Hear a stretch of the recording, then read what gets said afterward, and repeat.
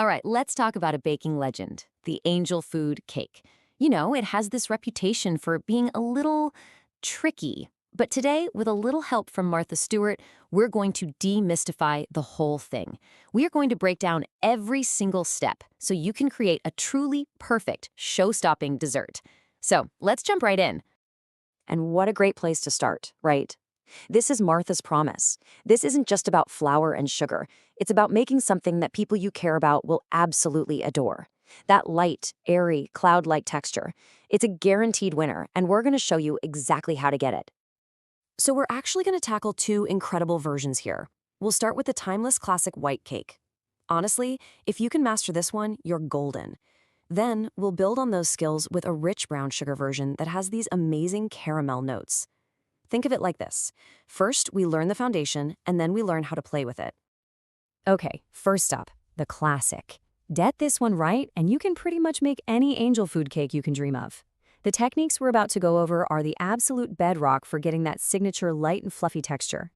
You know, success here starts before you even think about mixing anything. It all starts with the pan. It has to be a 10-inch tube pan, no exceptions.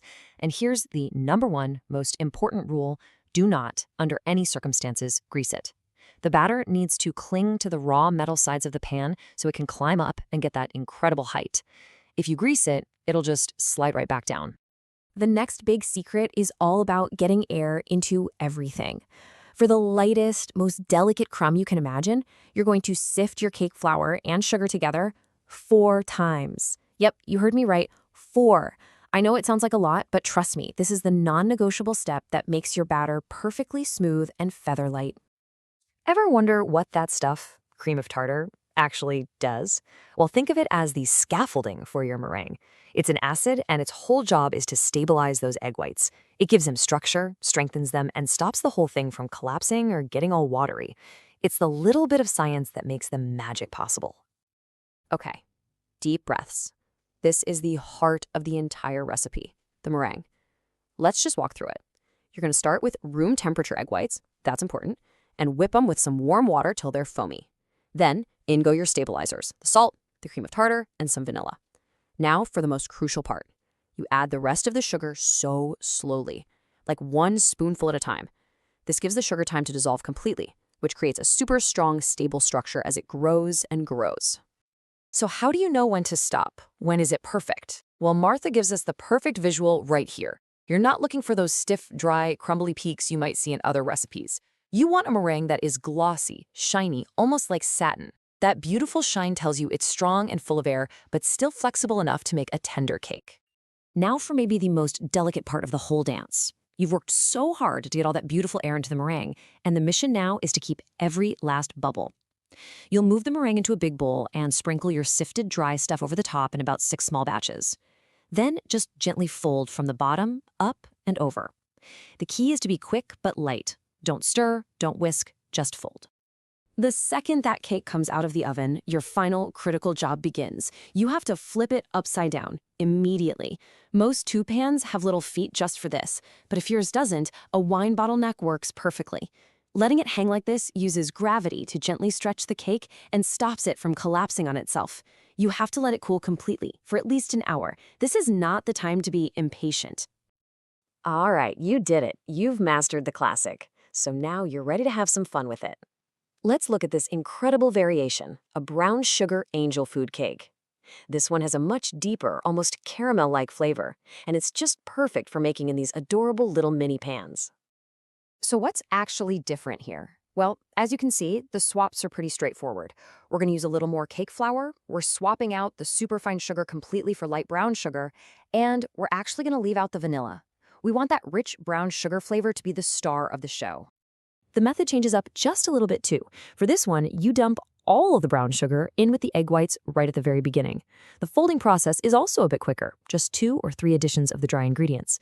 And here's a pro tip for those little pans: use a pastry bag to fill them. It is so much cleaner. And of course, since they're smaller, they bake way faster, only about 25 minutes. Of course, no cake is truly complete without an amazing frosting. And for this one, we're going all out. Martha calls it a coconut cloud, and it all starts with this classic, fluffy, marshmallowy 7-minute frosting. This is what takes your cake from delicious to absolutely unforgettable. Now, this frosting sounds really impressive, but you're going to be surprised at how simple it is.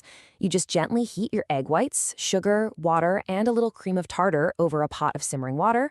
Once the sugar's dissolved and it's hot, you pour that mixture into a stand mixer and let it rip on high for exactly 7 minutes.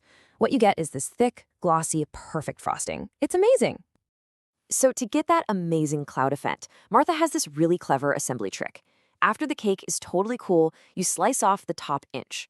Then, you scoop a little trench or channel out of the bottom part, fill it up with frosting and coconut, and then pop the top back on like a lid. Then, you just frost the whole thing and cover it with tons and tons of coconut. It creates this awesome surprise inside. Okay, after all that incredible work, you've got to serve this cake in style, right? So let's look at a few of Martha's favorite pairings to really make your dessert a perfect moment. For that rich brown sugar cake, just imagine it with a scoop of espresso ice cream and some warm, homemade hot fudge. Oh my gosh. For the classic white, something elegant like a drizzle of floral elderflower syrup over fresh whipped cream is just stunning. And look, you can never, ever go wrong with either cake served simply with fresh berries and cream. So, as we wrap up, let's just boil it all down. If you remember nothing else from all this, remember these 3 keys to success. 1. Sift everything, over and over for that airy texture. 2. Build a strong, stable, glossy meringue, and don't take it too far. And 3. Be patient. Let that cake cool completely upside down. That's it. That's the secret to a perfect cake, every single time.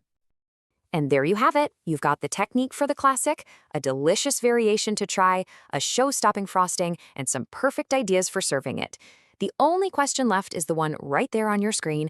Which one are you going to make first? The timeless classic white or that rich brown sugar? Whichever you choose, you are now officially ready to bake the perfect angel food cake.